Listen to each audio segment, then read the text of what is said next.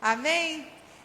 Hoje, irmãos, nesse domingo, é o domingo da Santíssima Trindade. No calendário litúrgico, é o domingo da Santíssima Trindade.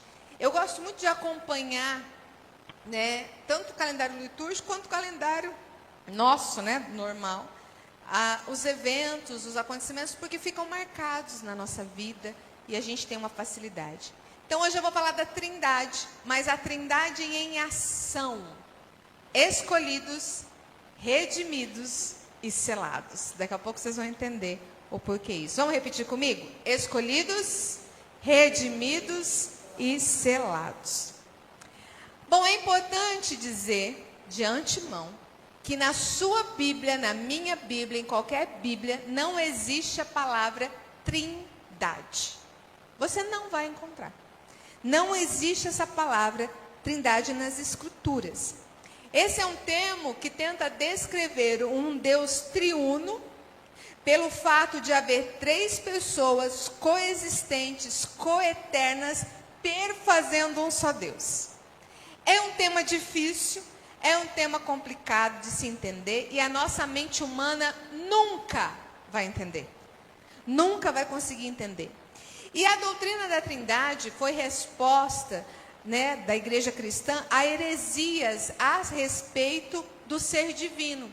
Hoje não tenho tempo de explicar essas heresias, mas você que faz o curso de novos membros aprendeu, Flávio, Nosoi, o pessoal aprendeu as heresias que a gente vê aí, Seu Tino aprendeu, a Fátima, nós aprendemos isso. Mas a nossa confissão, a confissão de fé de Westminster, que é um símbolo de fé que nós temos, diz assim: na unidade da divindade, há 3 pessoas de uma mesma substância, poder e eternidade. Deus, o Pai, Deus, o Filho e Deus, o Espírito Santo. Isso quer dizer que há um só Deus. Não são 3 deuses. É um só Deus. Há uma só essência, uma substância divina, mas é como se Deus... ele vive como 3 pessoas num só. Eu sei que dá uns trava na nossa cabeça quando se fala de Trindade. Eu sei disso. Mas é o mesmo Deus que age e vive como Pai, como Filho e como Espírito Santo. Ele age das 3 formas. Irmãos, tem muita analogia para explicar isso. Vou falar 2, mas você vai ver que nenhuma delas consegue abranger a plenitude da Trindade. O Sol. O Sol é composto de matéria. Você, quando olha o Sol, você vê um círculo. No Sol existe luz. E o Sol nos aquece. A gente sente calor, certo? Então, o Sol é luz, matéria, luz e calor. Mas é o Sol. É o Sol. É como se Deus fosse, a forma, a matéria, Jesus, a luz que brilha, e o Espírito Santo é o calor que nos aquece. Entenderam? Um ovo. Um ovo é composto de clara, gema e casca. Certo? Casca, clara, gema. E ele é um ovo. A clara é clara de ovo. A gema é a gema de ovo. E a casca é a casca do ovo. É um só. Composto por 3. Só que nada disso abrange a amplitude da Trindade. A gente não consegue, nenhuma figura é suficiente para explicar plenamente o infinito e inatingível do ser de Deus. É complicado, eu sei disso.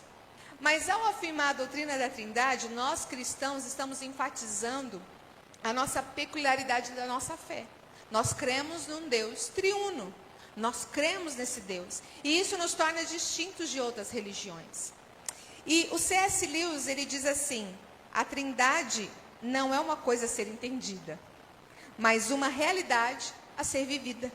Um tipo de vida, uma dança divinal a qual somos convidados. E para refletir sobre a Trindade, eu queria falar a respeito da Trindade, mas a Trindade em ação. Mas ação na nossa vida. O que ela faz na nossa vida? Então, foi quando eu disse: escolhidos, redimidos e selados. Irmão, você já parou para pensar qual é o maior projeto da história da humanidade? Já pensou nisso? A muralha da China? Será? As pirâmides do Egito? A chegada do homem à lua? Será que essas são os maiores projetos da história? Irmãos, esses projetos são grandiosos. Foram conquistas da humanidade grandiosas. Mas há um plano divino. Há um plano perfeito que ultrapassa qualquer façanha humana, que é o plano da salvação. Lá vai a pastora falar de salvação de novo. O plano da salvação. Mas o mais impressionante é que esse plano foi executado pelo Deus triuno, pelo Pai, pelo Filho e pelo Espírito Santo. Abra sua Bíblia, deixa ela aberta, que hoje nós vamos fazer uma pregação expositiva. Efésios capítulo 1, versículo 3 a 14. Efésios 1, de 3 a 14. Enquanto você abre, eu vou continuar aqui. Bom, Paulo nos convida nesse texto a contemplar a beleza da Trindade. Só que ela em ação. O que ela fez? É uma obra magnífica, onde a Trindade está numa perfeita harmonia entre Pai, Filho e Espírito, para nos transformar, para nos resgatar. E para a gente só ter uma noção, Éfeso era uma cidade muito importante do Império naquela época, do Império Romano. Ela era rica, era influente, ela era poderosa, mas ela era profundamente idólatra. Ela era idólatra. O templo de Artemis, ou a deusa Diana, estava em Éfeso. Estava ali. Então, ela era dominada por uma cultura de muitas religiões. Era uma coisa assim, era uma cidade que respirava magia, respirava cultos místicos, sincretismo religioso. Era aquela salada mista de religião. Essa era Éfeso. Éfeso estava acostumada aos múltiplos deuses. Haviam muitos deuses, eles adoravam muitos deuses, rituais de encantamento, selos mágicos, amuletos. Tudo isso acontecia lá em Éfeso. E aí Paulo escreve essa carta aos Efésios, e a maioria dos historiadores diz que ela é a coroa dos escritos de Paulo. Porque ele é lindo, né? Eles consideram a composição mais divina da raça humana. E sabe de onde Paulo escreveu? Da prisão. Ele escreve essa carta da prisão em Roma, a sua primeira prisão. E ele escreve essa carta falando para mostrar que os deuses que eles acreditavam não existiam. Eles eram só ídolos, que o único Deus triuno era o nosso Deus. E aí, ele vai fazer então o ensinamento do versículo 3 ao versículo 4, ensinando as bênçãos de Deus através da Trindade. E quando você lê na sua Bíblia esse texto, quem tiver com a versão ARA, que é a Almeida Revista e Atualizada, não tem ponto. Pode olhar. Nenhum versículo tem ponto. Esse é a maior frase do Novo Testamento. Não tem ponto. A NAA, eles colocaram um ponto. Mas é como se Paulo falasse sem respirar. E ele começa falando, e ele não para. Essa é a intenção desse texto. Ele é uma doxologia, um hino de louvor. Vocês vão reparar por quê. E ele divide em 3 estrofes exatas. E é lindo quando a gente enxerga isso nesse texto. E a primeira parte é escolhidos. Deus Pai planejou a nossa salvação. Vamos ler a partir do versículo 3.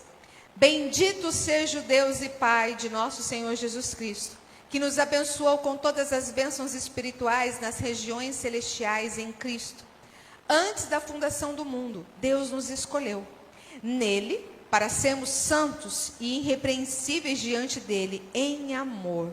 Nos predestinou para ele, para sermos adotados como seus filhos, por meio de Jesus Cristo, segundo o propósito de sua vontade, para louvor da glória de sua graça, que ele nos concedeu gratuitamente no amado. Até aí, por enquanto, fica com ela aberta. Nesse primeiro trecho, nós vemos a ação do Pai. Nossa, eu não tinha passado. A ação do Pai.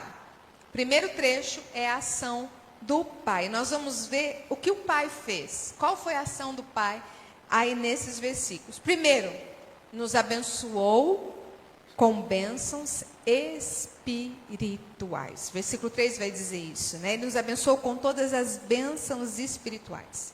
Irmãos, nós temos bênçãos espirituais grandiosas, e Paulo vai explicar isso. Só que Paulo gostava de confusão, no meu ponto de vista. Porque nesse texto ele fala de trindade, eleição e predestinação. Ele queria confusão, não queria? Porque tudo difícil, todo tema difícil, eu vou tentar hoje falar um pouquinho a respeito disso. Mas ele começa falando que toda sorte de bênçãos espirituais. No Antigo Testamento, quando a gente lê, por exemplo, Deuteronômio 28, vai dizer das bênçãos, mas elas eram materiais. A bênção dos seus, se vocês fizerem isso, vocês serão bênção dos seus filhos, na sua plantação, vocês crescerão, lembra? E ele vai falando das bênçãos materiais. Mas agora, no Novo Testamento, hoje, nós temos bênçãos espirituais. Porque elas são mais importantes, irmãos, do que as bênçãos naturais, do que as bênçãos materiais. Vou te dar um exemplo. Quando você acorda pela manhã, o que você agradece? A primeira coisa. Pai, obrigado por eu ter acordado. Pai, obrigado pela vida. Obrigado pelos meus filhos. Isso são coisas materiais. É aqui da terra. Quem acorda aqui dizendo, Senhor, obrigado pela minha salvação em Cristo Jesus. Obrigado que um dia o Senhor me escolheu. Isso são as bênçãos espirituais. Essas são as bênçãos. E quais são as bênçãos que ele vai falar no texto? Eleição e predestinação. Ele gostava de confusão. Versículo 4, ele nos escolheu em Cristo. Antes da fundação do mundo, Deus nos escolheu nele. Esse versículo me empolga. Irmão, Jesus te escolheu antes de você existir. Antes do mundo existir. Antes de você ficar bonzinho, ser santo e procurar. Antes. Antes de tudo isso. Deus não improvisa. Ele planejou. Ele planejou tudo. A eleição é um ato da livre e soberana graça de Deus. O que é eleição, pastora? Quando você vai participar de uma eleição, como nós participamos hoje de manhã? Eleição é a escolha de uns e não de outros, certo? Certo? Porque tem muita gente que pega esse texto e muda o hebraico lá, o grego, mas aqui ele fala que o Senhor nos escolheu. Ele escolhe um e não escolhe outros. Isso é eleição. Ou seja, Deus o Pai é o autor da eleição. Irmãos, não fomos nós quem escolhemos a Deus. Foi Ele quem nos escolheu primeiro. Não foste vós que me escolheste, mas eu vos escolhi a vós. Não é você que escolhe Deus, meu irmão. É Ele que te escolhe. Os pecadores perdidos, entregue a si mesmo, não procuram Deus. Quem nos procura é Ele. Eu vim para salvar os perdidos, os pecadores. Eu vim para buscar e salvar os pecadores, os perdidos. Ele veio. Foi Ele quem veio. Irmãos, Deus não nos escolheu porque previu que a gente ia crer em Jesus. Não, Ele nos escolheu para crermos em Jesus. Ele não nos escolheu por causa da nossa santidade. Nós estávamos enrolados se fosse por causa disso. Mas Ele nos escolheu para sermos, o que o texto vai falar? Santos e irrepreensíveis.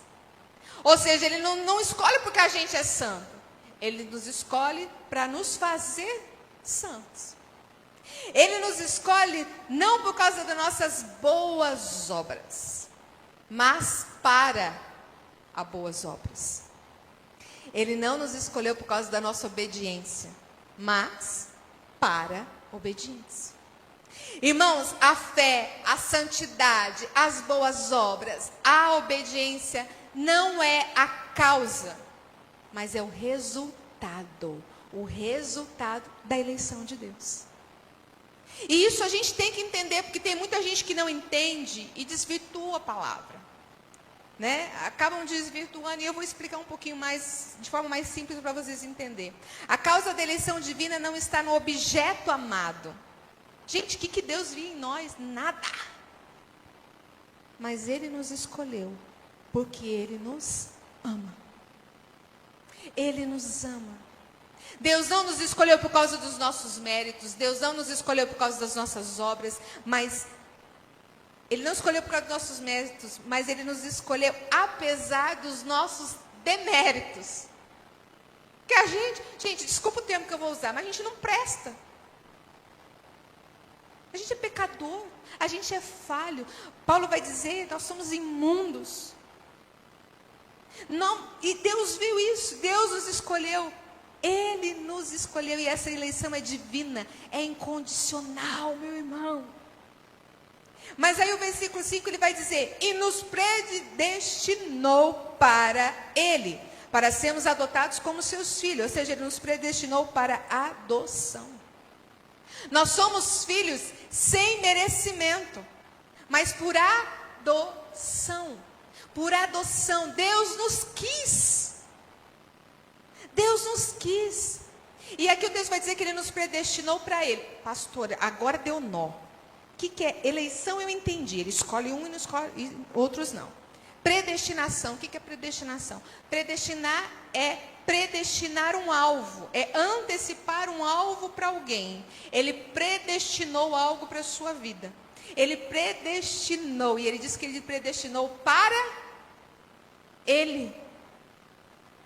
Ele predestinou para Ele, irmãos. Para vivermos diante dEle. Deus não nos escolheu para ficar longe dEle. Deus não nos escolheu para não ter intimidade com Ele, para não ter comunhão. Ao contrário, Deus nos predestinou para Ele. Para Ele. Nós fomos eleitos para Deus, para andarmos com Deus, para estarmos deleitando em Deus, irmãos, para estarmos desfrutando das bênçãos dEle. Ele é a nossa fonte de prazer. O texto, a Bíblia vai dizer que Ele é o amado da nossa alma. É Ele. O Salmo 16:11 vai dizer que nele encontramos plenitude de alegria. Aleluia. Plenitude de alegria.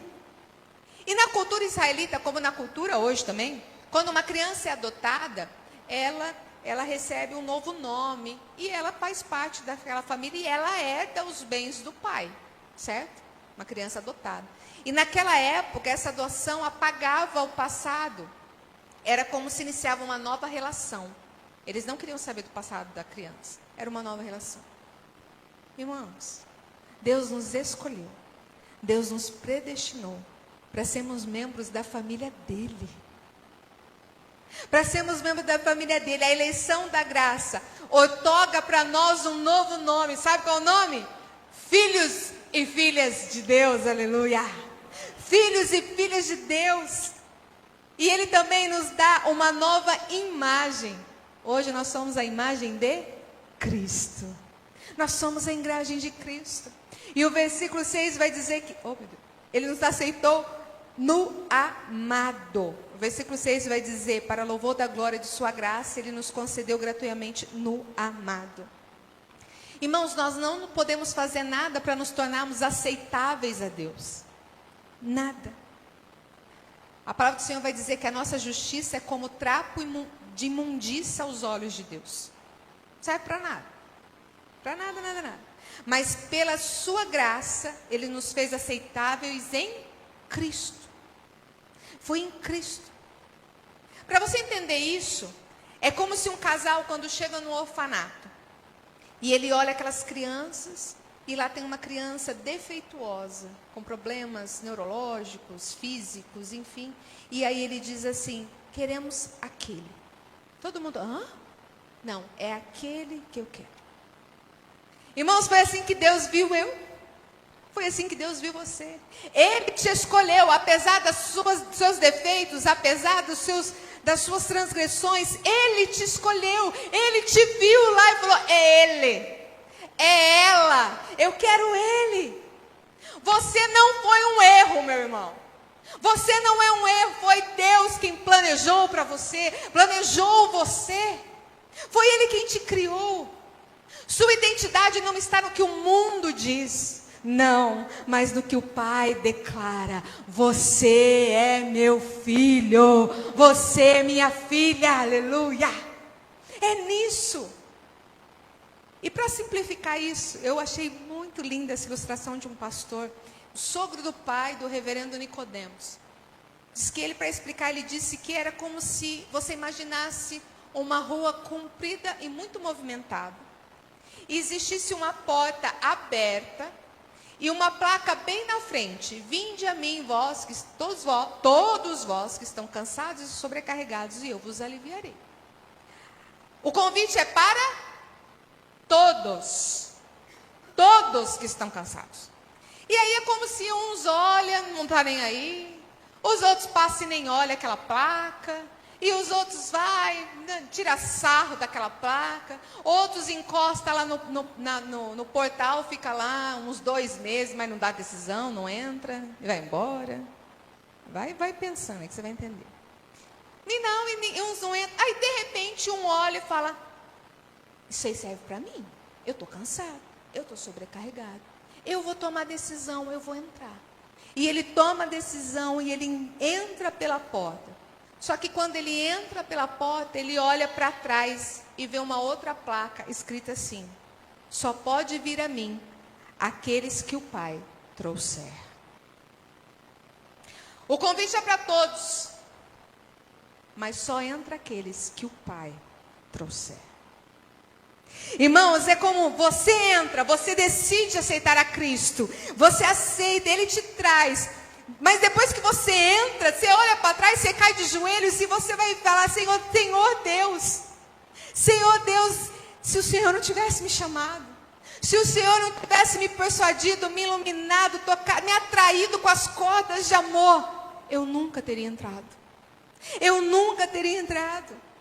Antes parece que a decisão de aceitar a Cristo, de entrar pela porta, é minha, é sua. Mas quando a gente entra, a gente olha para trás e cai de joelhos e diz, não, Senhor, não, é só pela graça. É só pela graça que eu estou aqui hoje. Porque o ser humano não decide por Deus, irmãos. Ele nunca vai decidir escolher Deus, se não for Deus que o leve a isso. Entenderam? Basicamente, eleição, predestinação. Eu sei que isso é um assunto muito complexo. Então, vem na escola bíblica dominical, que você vai aprender, né? Mas vamos para a segunda coisa. Nós somos redimidos. Deus, Filho, executou a nossa salvação. Primeiro, nós somos escolhidos. Escolhidos. Agora, nós somos redimidos, porque Deus, Filho, executou a salvação. Versículo 7 a 12. Nele temos a redenção pelo seu sangue, a remissão dos pecados, segundo a riqueza da sua graça, que Deus derramou abundantemente sobre nós, em toda sabedoria e entendimento. Ele nos revelou o mistério da sua vontade, segundo o seu propósito, que Ele apresentou em Cristo, de fazer convergir nele, na dispensação da plenitude dos tempos, todas as coisas, tanto as do céu como a da terra. Em Cristo, fomos também feitos herança, predestinados segundo o propósito daquele que faz todas as coisas, conforme o conselho da sua vontade. E aí nós vamos ver então as ações do Filho. O versículo 7 vai falar da redenção pelo sangue. Nele temos a redenção pelo sangue. Irmãos, redenção era um termo usado na libertação dos escravos, mediante a um pagamento. Quando alguém pagava para libertar um escravo, ele tinha a rendição, né? Ele era rendido. Ou seja, pelo sangue de Jesus, nós fomos libertos. E nós fomos libertos de uma situação que nós éramos incapazes de sermos libertos por nós mesmos. Nós não poderíamos fazer isso, não tínhamos como nós ser libertos, a dívida foi paga, nós jamais poderíamos pagar a dívida que nós tínhamos, não tem jeito. E o preço da nossa redenção foi o seu sangue. O preço da sua redenção do nossa redenção foi o seu sangue. Isso quer dizer, irmãos, que nós estamos livres da lei, livres da escravidão do pecado, livres do poder de Satanás, do mundo sobre nós. Nós fomos redimidos pelo sangue. Ele pagou o preço, meu irmão, senão nós não estaríamos aqui. Mas o versículo 7 continua dizendo, perdão dos pecados. né? Ele fala pela remissão do seu sangue, pela redenção, a redenção pelo seu sangue e a remissão dos pecados. E o verbo perdoar aqui, no original, quer dizer levar embora. Levar embora. Cristo morreu para levar embora os nossos pecados, para pagar os nossos pecados. Não há mais acusação. Ele pagou o escrito de dívida, lembra do Tetelestai? Ele pagou o nosso escrito de dívida. O nosso perdão é baseado no sacrifício expiatório de Cristo.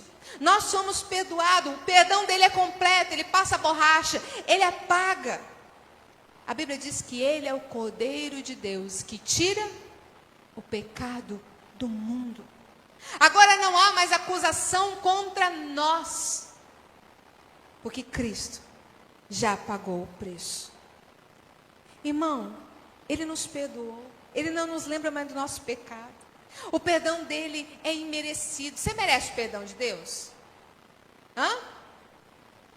Ninguém merece, mas ele nos dá.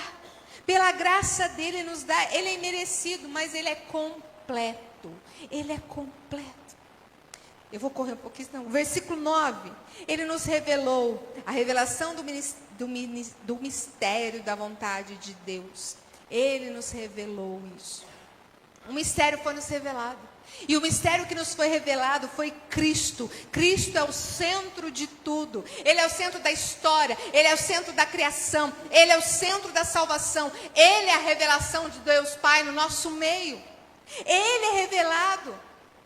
Irmão, Deus não apenas nos recebe, perdoa, mas Ele nos reconcilia como filhos, como filhas. E Ele também nos ilumina, nos dá compreensão da sua palavra, do seu propósito, a sua graça. O versículo 8 vai dizer que a sua graça é derramada sobre nós em toda a sabedoria e prudência. Ele que nos revela, irmão, senão a gente não conseguir entender uma vírgula do que eu estou falando para você. Mas é a sabedoria que vem de Cristo. Mas o versículo 10 vai dizer unificação de todas as coisas em Cristo, de fazer convergir nele, na dispensação da plenitude dos tempos, todas as coisas, tantas do céu como a da terra. Os planos de Deus é para a plenitude dos tempos. Irmãos, quando Cristo voltar e nos fundir numa só igreja, irmão, lembra da historinha que eu contei, nada do céu? Presbiteriano, só os que nasceram de novo. Nós vamos ter isso, nós em Cristo vamos ser unificados. Ontem aqui na igreja, nós tínhamos pessoal da Assembleia de Deus, assembleianos. Nós tínhamos aqui pessoal da Eu Creio na Bíblia. Tínhamos aqui batistas, presbiterianos, católicos, estávamos todos aqui, louvando, adorando ao Senhor, ouvindo a palavra de Deus. Reino, isso é reino. E o que nos une? Cristo. Ele é a unificação, é Cristo. Mas o versículo 11 diz que Ele nos deu herança em si mesmo. Em Cristo fomos também feito herança. Irmãos, Ele não apenas salva a gente como indivíduo, mas Ele restaura todo o universo. Esse é o nosso Deus. Em Cristo nós temos uma herança, e uma herança grandiosa. Lembra do Tetelestai de novo? Nós temos o carimbo do passaporte para o céu. É isso, meu irmão. Essa é a nossa herança. Nós estaremos com Cristo. E tudo isso foi pago com alto preço por Jesus. Nós somos herança de Deus. A Bíblia vai dizer que nós somos herança de Deus. Nós somos corpo de Cristo. Nós somos o seu edifício. Nós somos a sua noiva. Nós somos as meninas dos olhos de Deus. Nós somos a delícia de Deus. O povo de Deus, são o santo de Deus, a herança de Deus e a possessão de Deus. Amém, irmão? Nós somos tudo isso para o nosso Deus. Imagina agora um mercado de escravos. O mercado, graças a Deus não há mais isso. Mas antes da abolição, lembra os escravos, é como se tivessem homens e mulheres acorrentados, marcados, presos, sem esperança. De repente alguém chega e grita: eu pago por todos eles. Foi isso que Jesus fez por nós. Eu pago por todos eles. Mas Ele pagou na cruz do Calvário. Ele comprou com seu sangue. Então, meu irmão, para de viver com culpa. Você foi perdoado. Se você aceitou a Cristo, se reconheceu o seu erro, confessou o seu pecado, Ele te perdoou. Não viva como escravo, você foi redimido. Cristo é o centro. Não coloque nada e ninguém no trono da sua vida. Só Ele, só Ele. Primeiro Ele falou do Pai, que nos escolheu. Segundo, Ele fala do Filho, que nos redimiu. E o terceiro, Ele fala exatamente que nós somos selados. Deus, Espírito Santo, sela a nossa salvação. Versículo 13 e 14.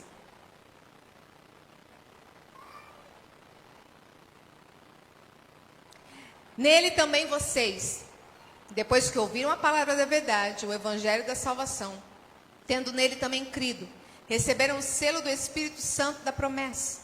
O Espírito é o penhor da nossa herança, até o resgate da sua propriedade, em louvor da sua glória. As ações do Espírito, então. Primeiro, sela o crente. Eu amo essa expressão. Sela o crente. Você já pediu alguma coisa na Shopee, meu irmão? Não vem com garantia, não. Não vem selado, não. Mas quando você compra uma coisa boa, de um lugar bom, vem selado, com uma garantia, certo? Só para você entender. Selado, garantia. O selo no Antigo Testamento significava autenticidade, posse, proteção. Era isso, o selo. E aí o Espírito Santo vem e nos sela. Irmãos, esse versículo, o versículo 13, ele fala o processo inteirinho da salvação. Você prestou atenção? Inteirinho. Ele diz que, mostra que um pecador, ele se torna santo quando? Quando ele ouve o evangelho da salvação.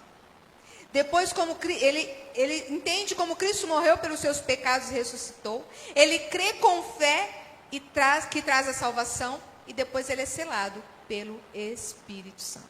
Ou seja, você recebe o selo imediatamente após aceitar a Cristo. Ele te sela, ele sela você. Mas diz o texto no versículo 14 que é o penhor da herança, da nossa herança. Penhor é igual garantia. Tá? Era uma garantia, era um sinal de entrada, por exemplo, numa casa financiada.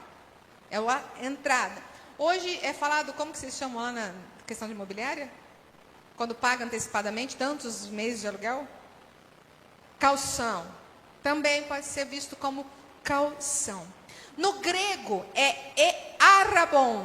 Significa o sinal em dinheiro em que o comerciante tinha que depositar com antecedência ao fechar um contrato. Mas esse dinheiro podia ser até perdido caso não consumasse aquele, de fato, o contrato.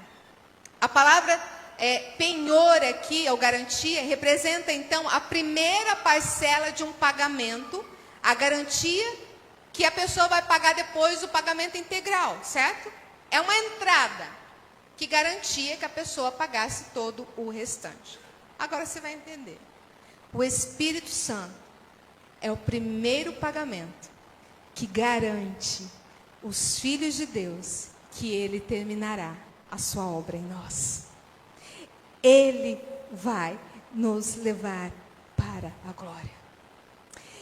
A experiência do Espírito Santo, irmão, que nós temos nesse mundo, é uma antecipação da alegria e das bênçãos que nós teremos no céu. Você já sentiu a presença do Espírito Santo? É só um tiquinho do que você vai ver lá no céu. Do que você vai sentir lá.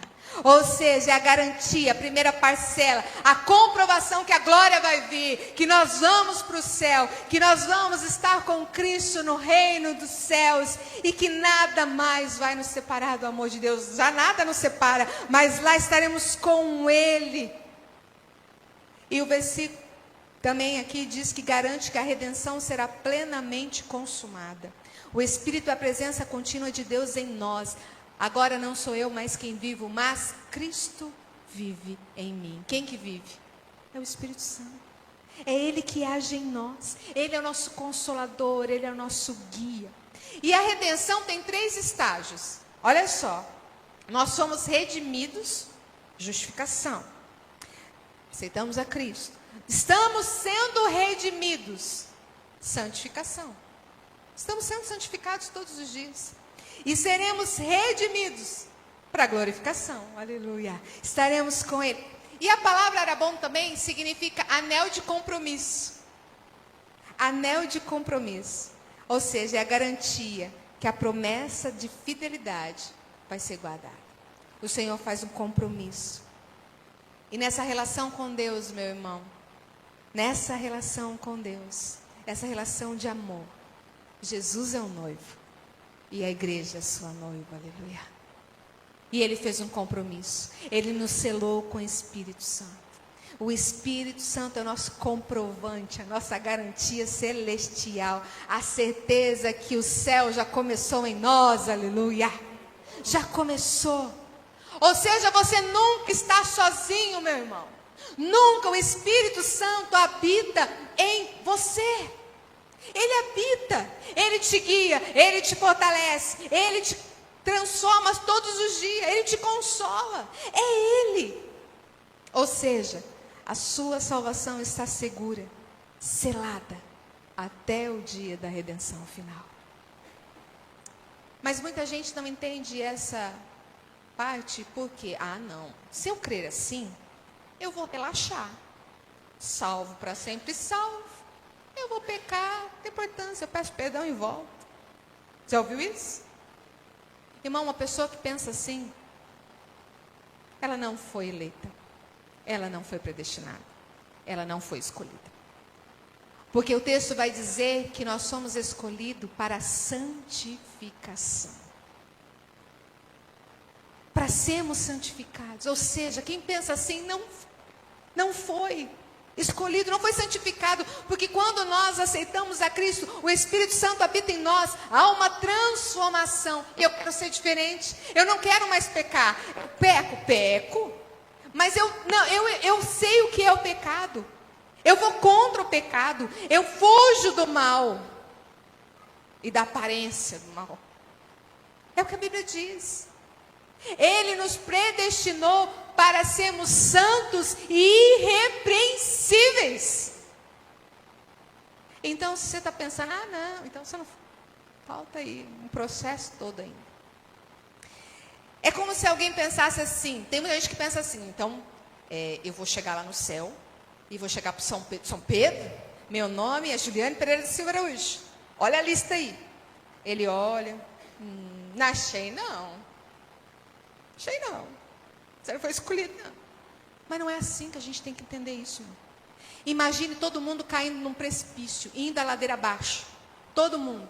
E aí o Senhor começa, vem, acorda, e todo mundo com os olhos tampados. E Jesus dizendo, não, sai daí. E aí ninguém escuta, porque todos nós queremos mesmo ir para o mundão, ir para o mundo lá, e ir para o abismo. Mas aí Jesus vai lá e arranca a venda de um. E aí ele, estou indo para o abismo. Não, vou para Cristo. Aí ele vai e tira de outro. Você está entendendo? É assim. É assim que funciona, meu irmão. Você não ganha a salvação, pede salvação, ganha a salvação. Não, senão nós estamos chamando Deus de mentiroso. Nós estamos falando que Deus muda de ideia. E a Bíblia diz que Ele nos elegeu, Ele nos predestinou, Ele nos justificou para sermos dele. Isso é demais, meu irmão. Mas só para terminar, você percebeu que nas 3 estrofes, elas terminam do mesmo jeito? Há uma repetição poderosa. Para o louvor da sua glória. Versículo 12 diz assim, a fim de sermos para louvor da sua glória, nós os que de antemão esperamos em Cristo. Mas o versículo 6 vai dizer, para o louvor da glória de sua graça. Versículo 14 encerra dizendo, em louvor da sua glória. Irmãos, todas essas riquezas vêm pela graça de Deus e são para a glória de Deus. Mas por que há mal no mundo, pastor? Por que Deus deixou Adão e Eva pecar e a morte, o pecado entrar no mundo? Para louvor da sua glória. Não cabe a mim e a você entender, mas tudo aconteceu para louvor e a glória do nome dele. Toda a obra do Pai, do Filho e do Espírito Santo tem uma fonte, graça. E tem um propósito, a glória de Deus. O fim, qual é o fim principal do homem? A nossa confissão de fé diz isso: glorificar a Deus. Você nasceu, o seu fim principal é glorificar a Deus. E Deus, o principal fim do próprio Deus é glorificar a si mesmo. Irmãos, a Trindade, ela age só com um propósito: glorificar a Deus através da nossa salvação. E John Stott diz assim: Efésios 1, 3 a 14 é como uma sinfonia em 3 movimentos, cada um celebrando a obra de uma pessoa da Trindade, culminando num só refrão: para o louvor da sua glória. Irmãos, um Deus, 3 pessoas, uma só obra. O Pai pensou, o Filho pagou e o Espírito Santo selou. Não distraiam com os irmãos, prestem atenção em mim. O Pai planeja, o Filho executa, o Espírito garante. O Pai traz identidade, ele diz: você é meu filho. O Filho traz redenção, ele diz: está consumado. O Espírito Santo traz direção. Esse é o caminho. Ande por ele. A Trindade não é um enigma, é um convite. A Trindade não é um enigma, é um convite. Um convite para você participar da comunhão eterna do Deus vivo. Eu tenho um convite para fazer para 2 tipos de pessoa nessa noite. Primeiro, você é cristão? Louve ao Pai pela sua eleição. Agradeça a Ele porque Ele te escolheu. Louve, exalte o Filho pela sua redenção. E honre o Espírito pela sua redenção. Viva para o louvor da sua glória. Mas você que ainda não aceitou Jesus, você que ainda não decidiu entrar pela porta que diz: vinde a mim todos que estão cansados e sobrecarregados e eu vos aliviarei. Hoje o Pai te chama. O Filho já pagou e o Espírito quer selar você. Não resista ao amor trinitário. Não resista, receba hoje a salvação completa. Irmãos, não há nada mais glorioso do que isso. Ser conhecido, ser amado e ter Cristo habitado em nós. O céu começou, meu irmão, dentro de você. E agora, viva como um cidadão eterno. E eu queria que você ficasse de pé. E imaginasse que você está precisando ser resgatado. Imagine você dentro de uma caverna escura. Você está muito tempo ali, passando fome, passando necessidades.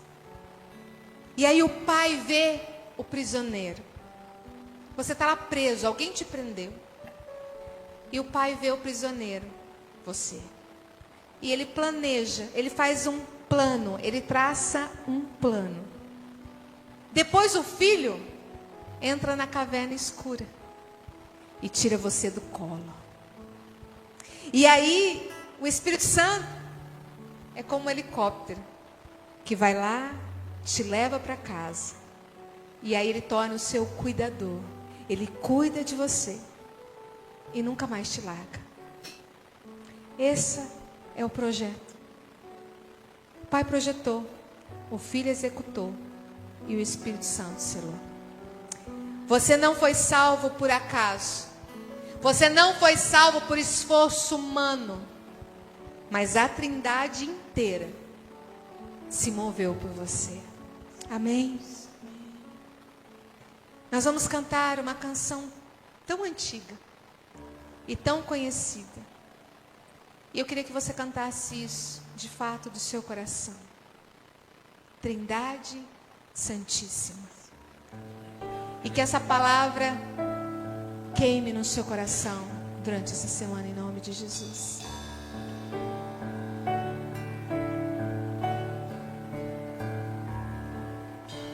Santo, Santo, Santo, Deus